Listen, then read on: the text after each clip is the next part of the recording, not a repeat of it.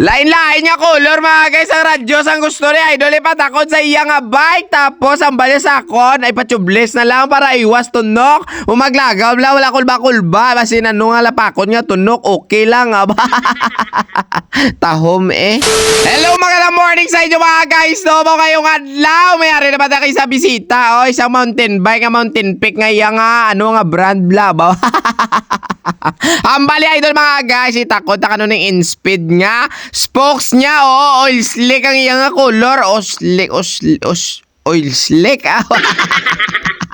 ay ambot na lang gid So ang bali mga guys need daw naton itakod ne para naman mabigyang kulay naman daw ang iyang bike aba Tapos mga guys, need ya daw ipatublis para kung maglagaw-lagaw sa bla. Makalapak sa gamay nga tunok ay hindi daw kano magsungaw. At yamba ko sa iya. Oo, sir, tublison ta. Ako bahala. Basta may bayad. Ako bahala, gidman na.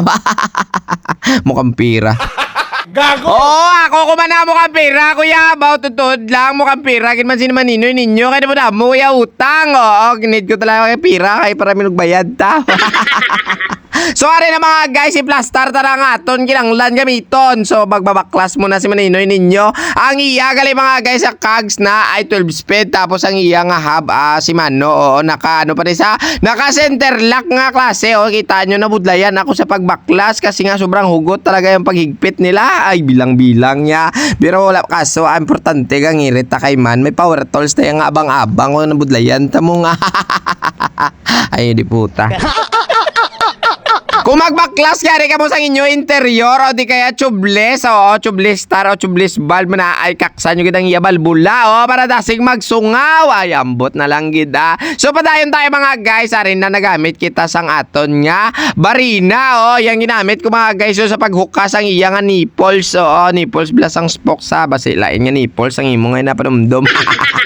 Tapos mga guys, ito na naman ang iyang spokes. Rin ay palanta ko na sa inyo. Itatakod ta. Kailangan natin muna mga guys no idasok niyo isulod sa mga buho-buho. Yagwa sulod ang aton ging obra. Tapos siyempre kung mag-align ta medyo chill lang para hindi magsala-sala. Okay kung magsala-sala ka na gani budla na sa isasala liwat tanan. Hindi puta. Gago! Sa totoo lang talaga mga guys noon nung pag-start ko pala sa pag-align-align ng mga wheelset sobrang nabudlayan talaga ako para magdudugo yung utok tsaka yung mata ko kasi nga budlay-budlay talaga mag-align abi nyo lang ha sala lang na isa laban-laban buklason mo ginaan ay buot na lang gid nadumduman ko naman so ayan na mga guys balik na ta sa aton obra finally natapos ko na gali sa pag-align ari naman obrahon tao magtabas naman kita mga guys ng duct tape amo na imuntang nga iya nga tubeless tape kasi nga sobrang tibay na dalawang ikot lang sure ball na iya hindi na magsungaw tutod ginayawa rin nan itakot na ang iya nga tubeless valve tapos simpre takot na ang iya nga gulong-gulong no mga guys ganyan pag mag-tubeless ka pero nalipatan ko dabla sa pagbutang ang nalipatan ko gali sa pag-video pagbutang sang Yakult ay ambot na lang gida pero okay lang at least tubeless Gago!